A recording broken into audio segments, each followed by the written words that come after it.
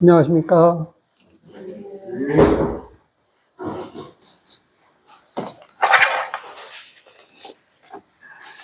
오늘 말씀은 야고보서를 가지고 강의하겠습니다. 야고보서 1장입니다.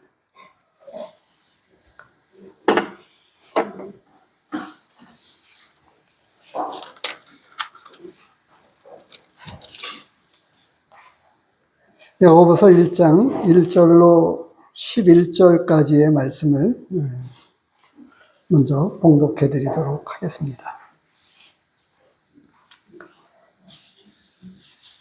하나님과 주 예수 그리스도의 종 야고보는 흩어져 있는 12지파에게 문안하노라. 내 형제들아, 너희가 여러 가지 시험을 당하거든 온전히 기쁘게 여기라. 이는 너희 믿음의 시련이 인내를 만들어내는 줄 너희가 알미라. 인내를 온전히 이루라. 이는 너희로 온전하고 구비하여 조금도 부족함이 없게 하려 함이라. 너희 중에 누구든지 지혜가 부족하거든 모든 사람에게 후히 주시고 꾸짖지 아니하시는 하나님께 구하라. 그리하면 주시리라.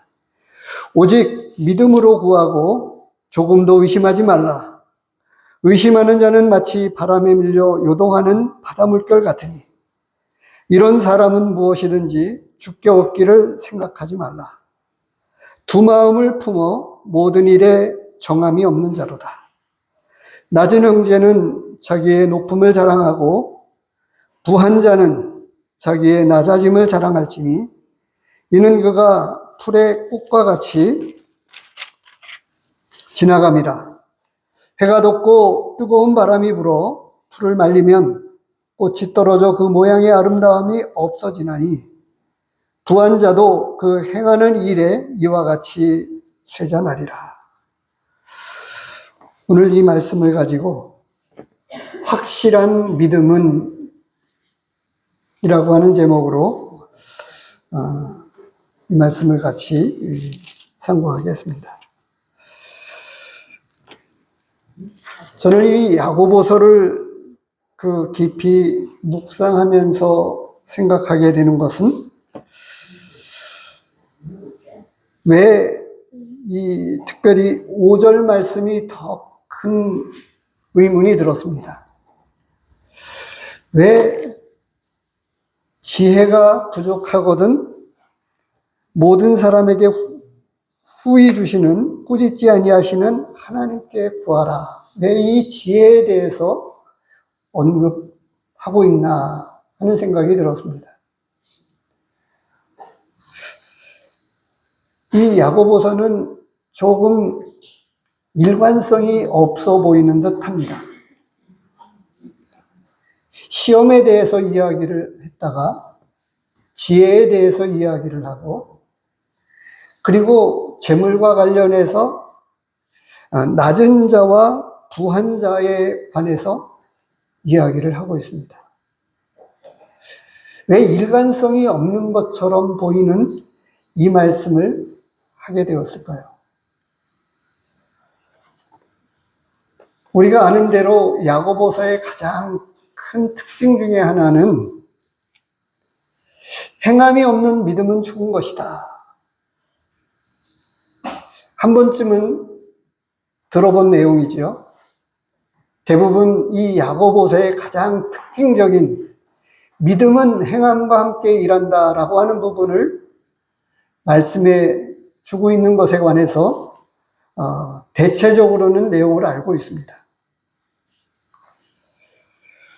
그런데 오늘 특별히 이 말씀을 쓰게 된 배경을 그리고 구절을 이해하는 데는 이 야고보서를 쓰게 된 이 야고보는 누구였는가라고 하는 것입니다.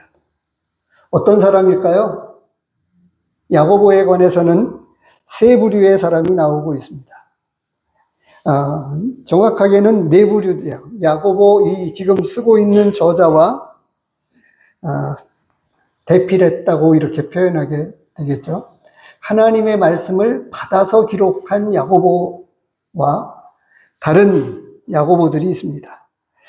알페오의 아들이 있고요. 알페오의 아들 야고보가 있고 세베대의 아들 야고보가 있습니다. 그리고 유다의 아버지, 그리고 오늘 이 저자로 밝혀지고 있는 주의 형제 야고보입니다. 우리식으로 표현하면 예수님의 형제인데 이복 형제입니다. 아버지가 다른. 예수님은 사람으로 오셨지만 하나님이셨죠. 남자를 알지 못한 마리아가 성령으로 잉태해서 하나님이신 예수님이 사람으로 우리에게 찾아오셨습니다. 그런데 정혼한 요셉에 의해서 낳은 아들, 그가 예수님의 동생이라고 이야기하고 있는 이 야고보가 이 야고보서를 썼습니다. 그는 예수님의 공생의 기간 동안에 예수님을 믿지 아니했습니다. 가룟 유다만큼이나 함께 살았던 이 예수님을 형제였지만 육신적으로는 형제로 불리었는데 그런데 예수님을 믿지 못했어요. 그래서 이 가장 가까운 사람에게 신뢰를 받고 전폭적인 지지를 얻는다고 하는 것은 쉬우면서도 어렵습니다. 이 요한복음 7장을 보시게 되면 이 야고보를 비롯한 주의 형제들이, 가족들이 믿음을 갖고 있지 않았습니다. 우리식으로 이야기하게 될 때 구원 얻게 되는 이 믿음을 갖고 있지 않았어요. 요한복음 7장에 보면 2절에서 8절 사이에 나오는데 그 중에 한 말씀을 꼬집어서 보면 믿지 않고 있다라고 하는 것을 이야기해 주고 있습니다. 5절 말씀에 보면 분명하게 이야기하고 있죠. 이는 그 형제들까지도 예수를 믿지 아니함이로라. 배경은 이 초막절이 가까워서 오늘 주일이 이 초막절에 해당되어지는 절기로 달력에는 표시가 되어 있는데요. 2절에서부터 보면 유대인의 명절인 초막절이 가까운지라. 그 형제들이라고 하는 것은 육신적 형제들을 이야기합니다. 3절에서. 그 형제들이 예수께 이르되 당신이 행하는 일을 제자들도 보게 여기를 떠나 유대로 가소서. 뭔가 그럴듯해 보이는 이야기였지만 믿지 않았기 때문에 예수님과 함께하는 일을 거부했던 것입니다. 그랬던 이 야고보가 어떻게 예수님을 믿게 되었을까요? 살아생전에는 예수님을 믿지 못했어요. 정확한 시기는 알 수 없지만 그는 예수님의 부활과 오순절 그 사이에 초대교회가 시작되어지는 이 오순절 강림이 시작되는 그 사이에 예수님을 믿었다라고 이게 보여집니다. 고린도전서 15장 7절 말씀을 보면 예수님이 부활하신 이후에 이 야고보에게 보여주셨어요. 그것을 특별히 고린도전서에서는 밝혀주고 있습니다. 고린도전서 15장 7절 말씀을 보면 이렇게 되어 있습니다. 그 4절서부터 보면 그 내용을 조금 볼 수 있는데요. 장사 지낸 바 되셨다가 성경대로 사흘 만에 다시 살아나사 게바에게 보이시고 후에 12제자에게와 그 후에 500여 형제에게 일시에 보이셨나니 그 중에 지금까지 대다수는 살아있고 어떤 사람은 잠들었으며 그 후에 야고보에게 보이셨으며. 예수님의 부활에 관해서 제자들도 잘 믿지 못했는데 오히려 믿지 않고 있었던 부활하신 예수님을 만난 야고보는 어떠했을까요? 신기한 것은요, 그 가룟 유다가 예수님을 믿지 못했습니다. 예수님의 수많은 기적과 이적을 보면서도 믿지 못했어요. 그런데 동일하게 주의 형제로 밝혀지고 있는 이 야고보는 왜 살아생전에, 공생의 사역 기간 동안에 왜 예수님을 믿지 못했을까요?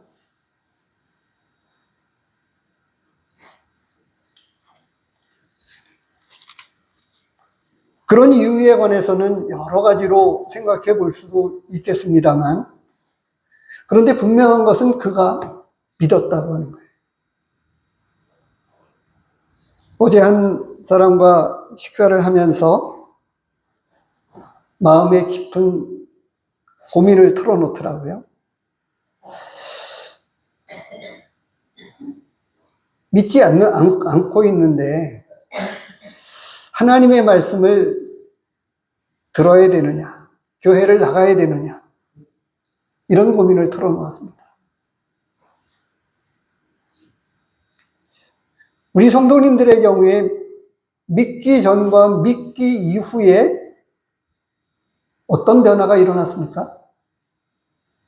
야고보는 예수님의 공생의 사역 3년 동안에 이 믿음에 관해서 믿지 않았었지만 이 믿음에 관해서 얼마나 많은 고민을 하게 되었을까요? 다른 사람도 아닌 야고보 입장에서는 형님으로 보이는 예수님을 내가 어떻게 받아들여야 되나 하는 생각을 하면서 이 믿음에 관한 적지 아니한 생각을 하게 되었을 거예요. 그런 입장에서 보면 이 제목을 제가 그렇게 정했습니다만 이 확실한 믿음에 관해서 남다른 접근이 있게 된 것입니다.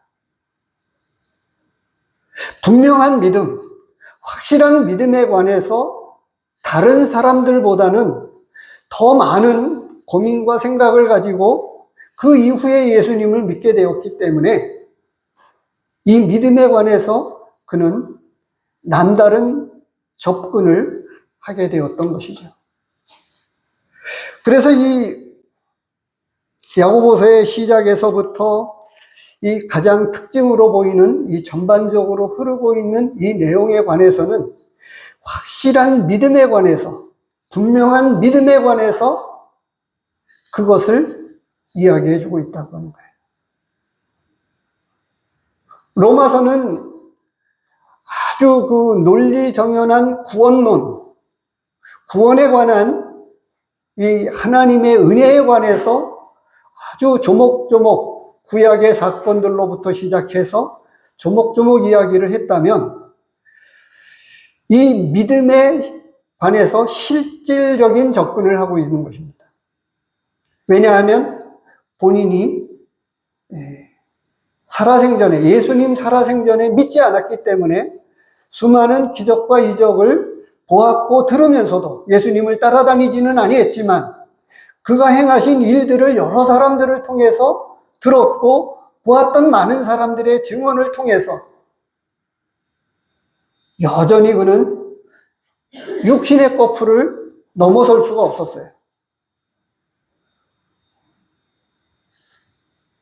우리는 하나님의 말씀을 대하면서 믿지 않는 사람들이 믿음으로 이 말씀을 듣지 않으면 잠오는 잠오는 약밖에 되지 않습니다.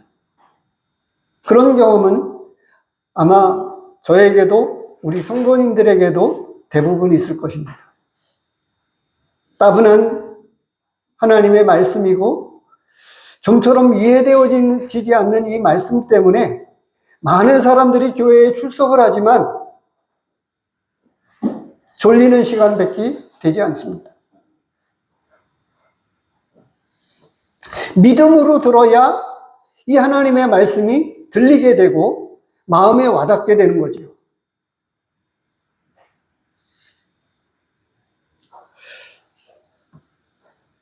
시편 말씀을 오늘 아침에 읽고 묵상을 하면서 이 100편에서 105편 가운데에 하나님이 짐승들을 위한 풀과 사람들을 먹이기 위한 채소에 관한 여러 가지 것들을 이야기하게 되면서 마음에 힘을 주는 양식, 이렇게 이야기를 하고 있어요. 그런데 음식이 마음에 힘을 준다라고 하는 측면도 있지만 여기에는 두 가지, 영과 육에 관한 이 두 가지의 말씀을 담아서 말씀해 준 것이 아닌가 하는 생각을 갖습니다. 제가 이런 말씀을 잠시 표현하게 되는 것은 여전히 우리가 믿음을 가지고 구원받은 믿음을 가지고 하나님의 말씀을 읽거나 듣거나 묵상하거나 암송하거나 어떤 경우에라도 믿음의 신앙을 가지고 하나님을 찾는 마음으로 하나님의 뜻을 알고자 하는 순전한 믿음으로 하나님 앞에 나아가지 아니하면 하나님의 말씀은 잘 들려지지 않습니다.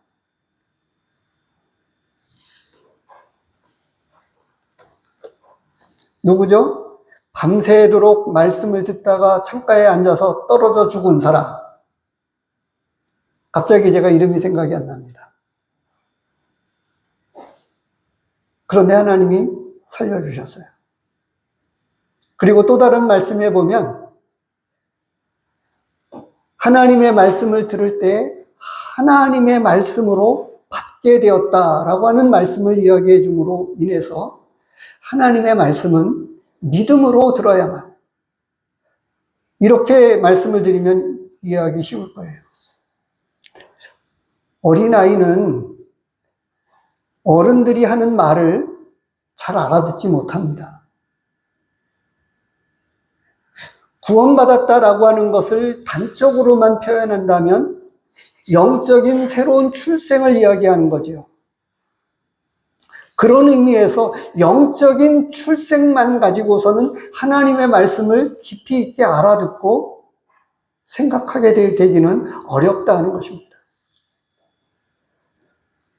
제가 지금 이렇게 드리는 이런 모든 말씀들은 야고보가 그만큼 믿음에 관해서 누구보다도 많은 고민을 했고 생각을 했기 때문에 그의 접근과 이 기록된 이 하나님의 말씀은 그의 인격을 그리고 그의 모든 것들을 포함해서 성령께서는 이 야고보를 사용하셨어요. 그래서 많이 배운 바울은 바울대로 사용하시고, 그리고 주의 형제였던 이 야고보는 야고보대로 그가 자라온 환경 가운데에서 그는 그 이후에 믿음을 갖고 난 이후에 그는 교회 안에서 영적인 리더십을 가지고 주님을 섬겼던 것을 사도행전과 여러 말씀에서, 그리고 특별히 이 야고보서는 그것을 우리에게 증언해 주고 있습니다. 믿음에 관해서 어떤 정의를 내리고 있습니까? 저는 특징적인 이 믿음에 관해서 두 가지를 언급하고 있는 것을 성도님들에게 말씀을 드리고 싶어요. 한 가지는 믿음은 순종이다 라고 하는 부분입니다. 또 다른 것은 믿음은 영적 생명이다 라고 이렇게 말씀을 드리고 싶습니다. 이 영적 생명은 사람들의 생명과 같아요. 출생과 죽음에 이르기까지 그 과정에서 요한일서에 보면 아비들아, 청년들아, 믿음의 어떤 깊이에 관해서 그 언급을 이야기하면서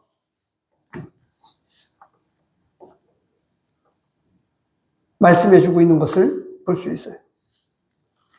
그래서 이 야고보서에서 시작되어지는 이 야고보는 초대교회의 그 시작에서 이 유대교로부터 출발한, 그래서 아직은 이방인들이 구원받게 되는 이런 역사가 있기 이전에 그런 배경이 있었던 것으로 보입니다.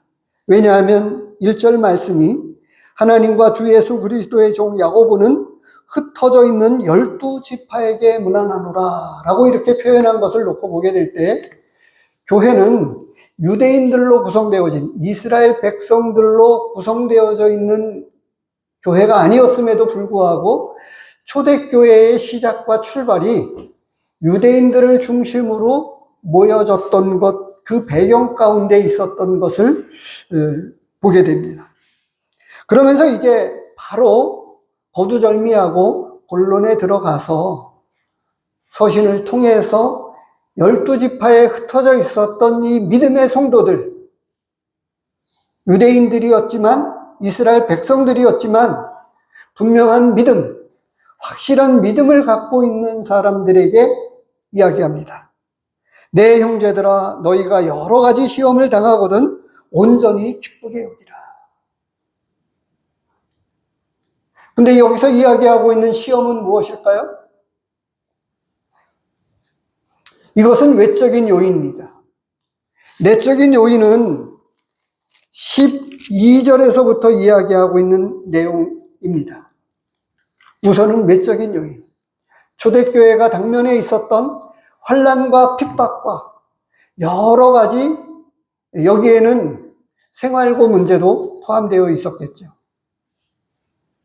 이런 모든 문제의 외적인 요인들로 인해서 생겨지는 시험으로 인해서, 그런데 이 시험을 기쁘게 여기라 라고 말씀을 해주고 있어요. 환난과 핍박과 곤고와 생활고와 근심과 걱정이 아주 복합적으로 가미된, 육신적으로나 정신적으로나 많이 힘들었던 이 초대교회 그 초기 시절에 이 시험을 야고보 사도는 믿음의 시련이다 라고 3절 말씀은 표현해 주고 있어요. 이는 너희의 믿음의 시련이 인내를 만들어내는 줄 알미라. 여기서 이 시험이라고 하는 이야기는 본인이 내재했던 외적, 예수님께서 행하신 기적과 이적을 보고 들었음에도 불구하고 믿지 못했던 그 당시의 상황을 본인은 생각하면서 이것을 썼을 거예요. 그런데 환난과 핍박은 그 믿음의 실체를 실질적인 접근을 통해서 연단되어지고 증명되어진다라고 하는 차원에서 언급하고 있다고 하는 사실입니다.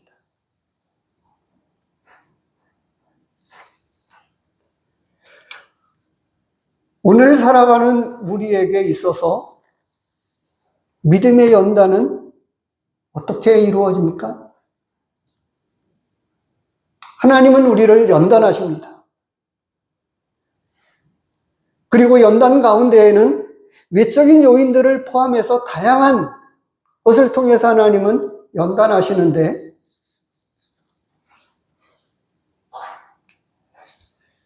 직접 겪은 그 한 가지는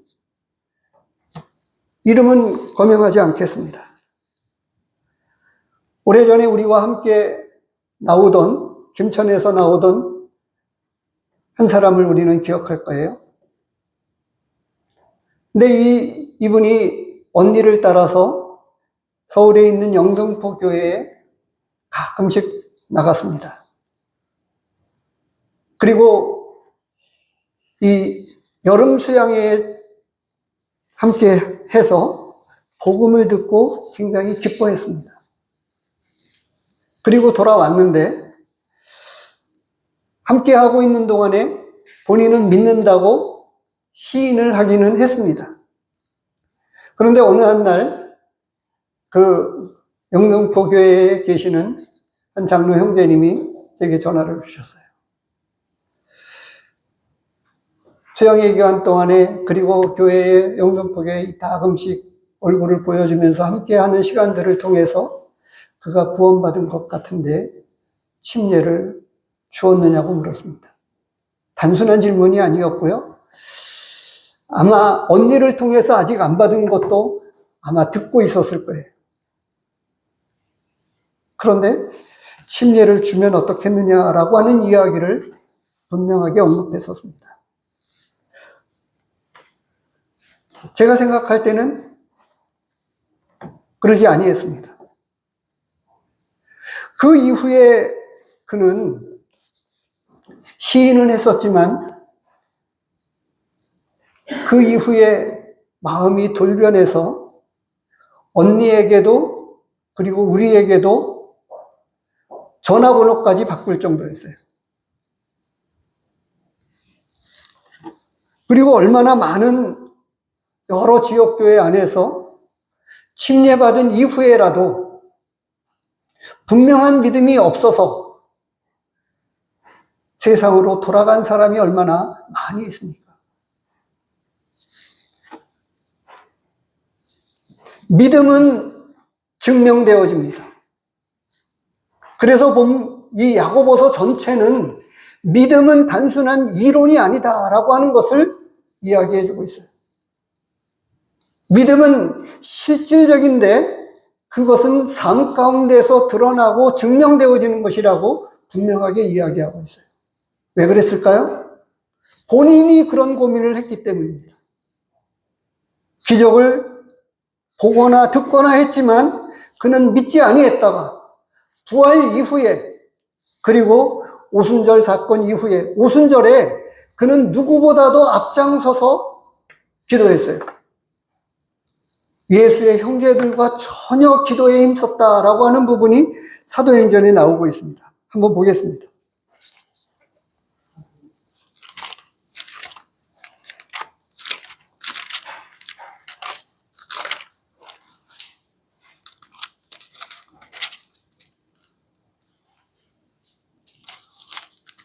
이 장에 보면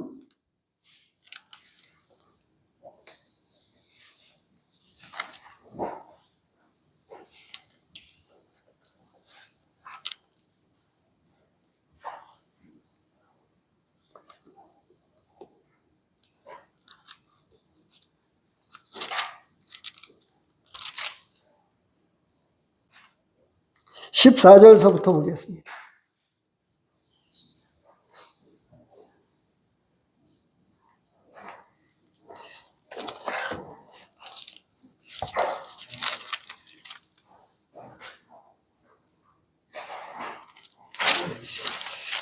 제가 그 말씀을 지금 갑자기 찾으려고 그러니까 전혀 기도에 힘썼다라고 하는 말씀이 나오는데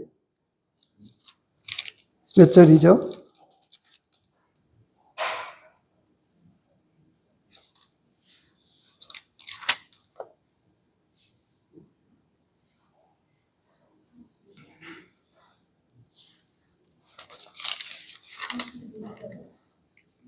(42절입니까) 아니 그거 말고요. 그 오순절 날이 이럴 때에 그 초대교회 성도들이 전혀 예수의 형제들과 더불어 전혀 기도에 힘썼다라고 하는 부분의 말씀이 있습니다.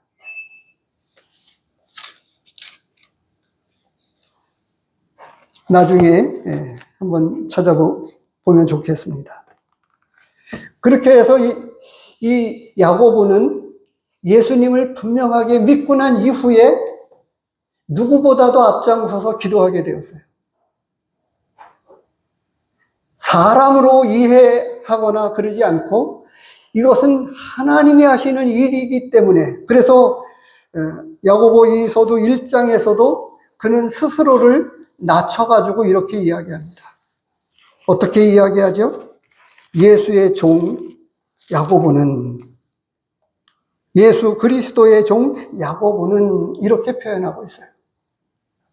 그는 더 이상 예수님의 육신적인 형제라고 하는 사실을 나타내기보다는 예수 그리스도의 종으로 자신을 낮추고 있는 것을 보게 됩니다. 이와 같이 이 야고보는 믿음을 가지고, 확실한 믿음을 갖고 난 이후에 그는 누구보다도 앞장서서 이 영적인 사람으로, 그래서 이 영적인 생명, 바로 구원받은 믿음을 갖고 난 이후에 그는 하나님의 말씀을 통해서 모든 생명은 자양분이 공급되어야 성장이 되어집니다. 어린아이가 어떻게 성장하죠? 젖을 잘 먹어야 성장하죠. 그리고 아이들 가운데서 특징적으로 어른들이 그 전서부터 하시던 이야기가 있어요. 무슨 이야기죠? 아이가 아프고 나면 큰다고 이야기하잖아요. 그렇습니다. 환난과 핍박과 곤고와 여러 많은 외적인 요인들에 의해서 생겨지는 이러한 일들이 믿음을 연단시키고 자라게 하고 증명시킵니다. 영적 생명이 없는 사람은 영적인 생각 자체를 할 수가 없고 영적인 것과 육신적인 것을 구분하지 못합니다. 그마저도 영적인 바로 출생 이후에는 너무나 연약하기 때문에 아무 것이나 손에 가지고 어떻게 하죠? 입으로 가져가잖아요. 그 전에 제가 말씀을 드렸던 대로 대바늘조차도 무조건 입으로 가져갑니다. 어떤 것인지도 모르니까요. 어느 정도 조금씩 커야 아는 거죠. 이런 깊은 이 배경을 이해하는 것이 야고보서 말씀을 깊이 이해하는 데 도움이 됩니다. 그래서 이 믿음은 기쁘게 여기라고 이야기하면서 인내를 온전히 이루라고 이야기합니다. 견디기 힘든 환난과 핍박은 시험이 되기도 했습니다. 그런데 이것은 본인 안에, 자신 안에 가지고 있는 이 영적인 새 생명의 역사가 그 환난과 곤고와 핍박을 이기게 만듭니다. 그렇지 않습니까? 그런데 이 영적인 체험이 별로 없는 분들이, 히브리서 말씀은 때가 오래므로 마땅히 선생이 되어야 할 터인데 라고 이렇게 말씀을 해주고 있어요. 근데 이러한 분들이 고린도전서에서도 이야기했지만 육신적인 성도다, 육신적인 그리스도인이다, 이렇게 이야기를 해주고 있기도 합니다. 왜 그렇습니까? 하나님의 말씀을 체험하지 못했기 때문에 그래요. 영적인 삶을 제대로 살아내려고 하는 체험이, 영적으로 살고자 하면 고민을 하게 되고 어떤 상황들을 겪게 됩니다. 그것을 조금 더 깊이 있게 성숙된 사람들 모두에게도 적용시키는 것이 경건하게 살고자 하면 핍박을 받는다, 이렇게 말씀을 해주고 있기도 하는 것입니다. 그래서 이 믿음은 시험을 통해서 연단되어지고 인내를 이루게 합니다. 그래서 핍박과 환난을 사도들과 초대교회 많은 성도들이 당연한 것으로 여겼습니다. 그런데 오늘을 살아가는 우리는 하나님의 말씀을 특별한 어떤 표징적인, 우리 주변에 있는 잘못 알고 있는 분들이 방언을 한다거나 신비한 어떤 체험을 쫓아가는데 그런 것이 아닙니다. 행여나 우리 가운데 깨달았다라고 하는 부분은 내가 알지 못했던 사실을 새롭게 아는 것, 그것이 아니고요. 영적인 어떤 체험들은 하나님의 말씀을 직접적인 체험입니다. 경험해 가는 것입니다. 하나님이 나와 함께 하시고 있다고 하는 것을 알게 되고 나를 도우시고 역사하시는 하나님을 내 삶 가운데서 보면서 그래서 그것을 이기게 하는 힘을 주님이 주시고 견디게 하십니다. 그것을 사도 바울은 고린도 후서에서 위로에 관한 이야기를 하면서 하나님은 넘치는 위로로 위로의 하나님이라고 그렇게 표현하기도 했습니다. 그래서 시험은 인내를 이루고 믿음을 증명하고 시련을 통해서 온전하고 구비하여 조금도 부족함이 없게 만듭니다. 하나님이 일부러 그렇게 하시지는 않았지만 베드로서 1장에 나와 있는 대로 불로 연단하여도 없어질 그 어떤 것보다 귀한 믿음이라고 표현하고 있는 대로 이 믿음은 연단되어져서 어떻게 해요? 4절 말씀 끝에서 이야기하고 있는 대로 이는 너희로 온전하고 구비하여 조금도 부족함이 없게 하려 함이라. 말씀을 우리가 읽거나 묵상하거나 알지 못하면 그리고 하나님의 말씀을 경험해 보지 못하면 하나님으로 하나님의 자녀답게 제대로 상속받을 사람으로 살지 못하게 됩니다. 미성숙한 그리스도인으로 여전히 히브리서 말씀처럼 때가 오래므로 마땅히 너희가 선생이 되어야 할 터인데 고린도전서에서 이야기해 주고 있는 대로 아직도 육신적인 사람으로 살아가게 되는 것입니다.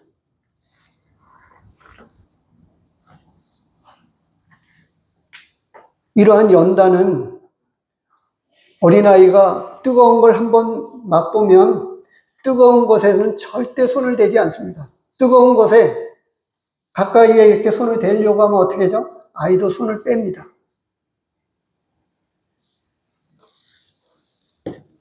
두 번째로 말씀해 주고 있는 것이 있는데 그것은 믿음은 지혜를 통해 인내와 이김을 얻게 한다고 하는 거예요.